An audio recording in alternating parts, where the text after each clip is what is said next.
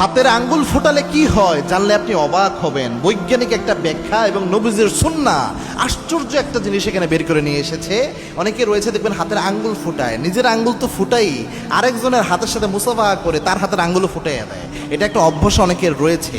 এটার ব্যাপারে একটা গবেষণা হয়েছে এবং এই গবেষণায় অবাক করা বিষয় উঠেছে। নবীজির একটা হাদিস প্রথমে বলে নিচ্ছি, পরে বৈজ্ঞানিক ব্যাখ্যাটা আমি বলছি। আল্লাহর হাবিব সাল্লাল্লাহু আলাইহি সাল্লাম এক সাহাবীকে একদিন লক্ষ্য করলেন, ওই সাহাবী নামাজের মধ্যে হাতের আঙ্গুল ফোটাচ্ছে। আল্লাহর হাবিব সাল্লাল্লাহু আলাইহি সাল্লাম ওই সাহাবীকে নিষেধ করলেন, ও সাহাবী খবরদার, এই কাজ তুমি করবা না, হাতের আঙ্গুল ফোটাবা না। আল্লাহর হাবিব নিষেধ করলেন। আরেকটা বর্ণনা ইঙ্গিত পাওয়া যায় নামাজের বাহিরেও আল্লাহর হাবিব এই ধরনের হাতের আঙ্গুল ফোটাতে এটার ব্যাপারে নিরুৎসাহিত করেছেন।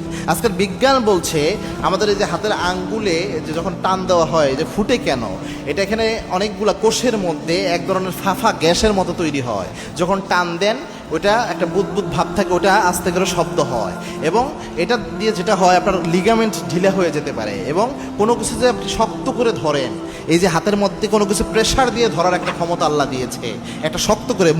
বৃদ্ধ মানুষ যারা দেখবেন আস্তে আস্তে ক্ষমতা কিন্তু কমে আসে একটা বয়স হয়ে যায়, কারণ ভিতরের যে ক্যালসিয়াম থাকে, ভিতরের যে উপাদানটা থাকে, যেটার কারণে এই মজবুত করার করে ধরার মতো শক্তি থাকে, এটা আস্তে আস্তে তাদের শেষ হয়ে যায়। তো যারা নিয়মিত আঙ্গুল ফুটায় এদের যুবক বয়সেই আস্তে আস্তে এই শক্ত করে কোনো কিছু ধরার ক্ষমতা আস্তে আস্তে কমে যায়। আজকের বিজ্ঞান এটা প্রমাণ করেছে।